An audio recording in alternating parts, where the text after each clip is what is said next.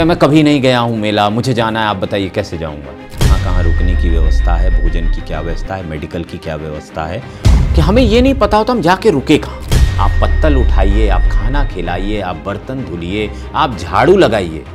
तो एक आम आदमी जिसके मन में कुंभ को लेकर, जैसे आज सुबह ही एक मित्र हैं अमित भाटिया, क्या मैं कभी नहीं गया हूँ मेला, मुझे जाना है, आप बताइए कैसे जाऊँगा। मैंने कहा पहली चीज़ करो कि जो अवेलेबल इन्फॉर्मेशन है आधिकारिक आप वो पढ़ो, ठीक है। यानी कुंभ की जो ऑफिशियल वेबसाइट है उस पर जाओ, आप पता करो कि कुंभ कहाँ कहाँ लगा है, कहाँ कहाँ रुकने की व्यवस्था है, भोजन की क्या व्यवस्था है, मेडिकल की क्या व्यवस्था है, ठीक है। ये करके आप अपना टिकट कराओ, आप उस शहर में जाओ।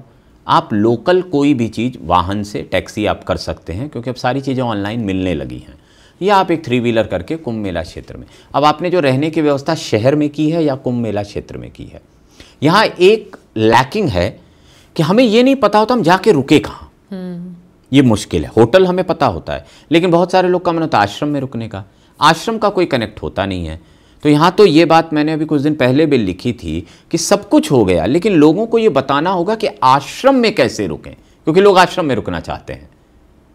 तो वहाँ पे कम्युनिकेशन का गैप है। लेकिन अगर आप थोड़ा धीरज लेकर जाते हैं और किसी भी आश्रम में जाते हैं और कहते हैं कि हमें यहाँ रुकना है, कुछ आश्रम ने सोशल मीडिया के जरिए इस चीज़ का प्रचार भी किया कि आप अगर रुकना चाहते हैं तो इस साइट पे लिंक पे क्लिक कर दें, आप हमारा कमरा बुक कर सकते हैं। कुछ आश्रमों में इसके लिए चार्ज भी किया, लेकिन बहुत सारे आश्रम फ्री में कमरा देते हैं। हाँ, वो उसके बदले अपेक्षा करते हैं कि आप सेवा भाव से दान दे जाएं।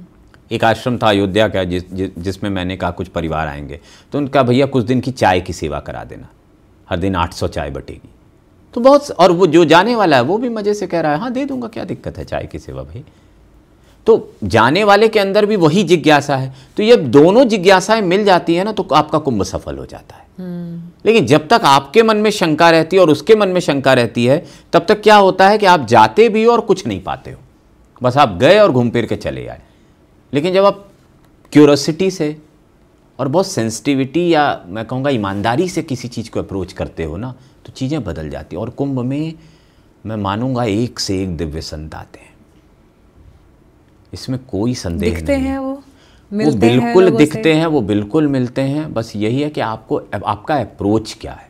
मैं बड़े आपका नजरिया है क्या? मैं बहुत दिव्य संतों से मिला, और मेरा अपना अप्रोच मैं कुंभ को कैसे मैं करता हूँ कि पहले मैं आधिकारिक जो मेरे कार्य हैं उनको करने जाता हूँ, कार्य किया, भागा दौड़ी की, बड़े संतों से मिला, ये वो करके फिर मैं कुंभ में एक बार जाऊंगा जब मैं कुछ नहीं करूंगा और किसी भी अनजान आश्रम में घुस जाऊंगा, जाके बैठ जाऊंगा।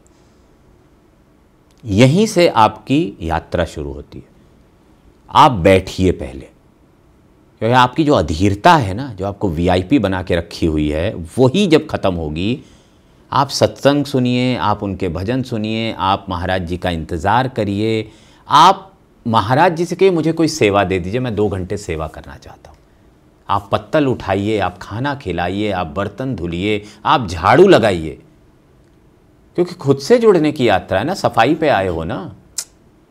तो जब आप इस भाव से किसी भी आश्रम में, आप अगर दिन में ऐसे 10 आश्रमों में जाओगे तो मैं लिख के दे रहा हूँ, फिर आपको ऐसे दिव्य संत मिल जाएंगे जिनकी आपने कल्पना नहीं की होगी।